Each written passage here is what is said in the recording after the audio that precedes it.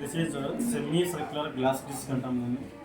ఈ semi circular glass disc ద్వారా light rays అనేవి ఎలా రిఫ్రాక్ట్ అవుతాయో మనం ఇక్కడ యాక్టివిటీ ద్వారా చూద్దాం.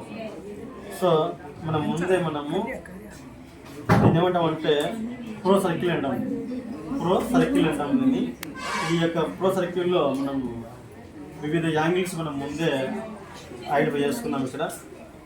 ఇప్పుడు ఈ యొక్క ప్రో సర్కిల్లో మనము ఈ యొక్క గ్లాస్ డిస్క్ని ఉంచుతున్నాం. ఇక్కడ చూడండి, ప్లే చేస్తున్నాం. ఇట్లా మనము గ్లాస్ డిస్క్ని ఆ యొక్క ప్రో సర్కిల్లో ఉంచుతున్నాం. సో మనము ఇక్కడ చేసేటువంటి యాక్టివిటీలో మనము రిఫ్రాక్షన్ అనేది రేరార్ నుంచి డెన్సార్లోకి ఎలా అవుతుంది, సెకండ్ టైం మళ్ళీ డెన్సార్ నుంచి రేరార్లోకి ఎలా అవుతుందో మనం ఇక్కడ చూస్తున్నాం.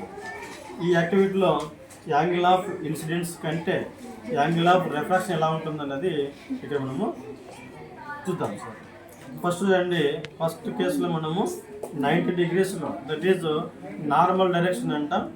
నార్మల్ డైరెక్షన్లో ఒక లైట్ రేస్ మనము పంపిస్తే అవి రేరార్ నుంచి డెన్సార్లోకి ఏ విధంగా అవి రిఫ్రాక్ట్ కావడం లేదన్నమాట. సో 90 degreesలోనే అవి అవుతున్నాయి. సో 90 degrees అంటే ఏమవుతుంటే దాన్ని మనము నార్మల్ అంటాం. సో నార్మల్ డైరెక్షన్లో లైట్ రేస్ అనేవి రిఫ్రాక్ట్ కావు. ఇప్పుడు నేను ఇక్కడ యాంగిల్ ఆఫ్ ఇన్సిడెంట్స్ అనేది 10 తీసుకున్నాను.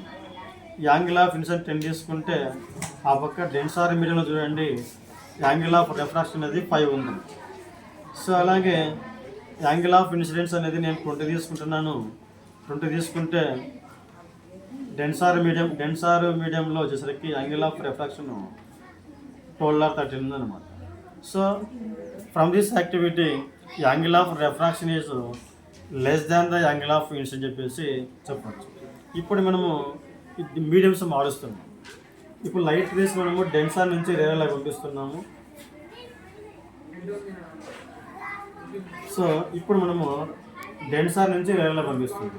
డెన్సార్లో నుంచి మన రేరార్లోకి కూడా 90 degreesలో మనం లైట్ రేస్ అనేవి పంపిస్తే సో అక్కడ కూడా ఎలాంటి రిఫ్రాక్షన్ మనం అక్కడ అబ్జర్వ్ చేయట్లేదు.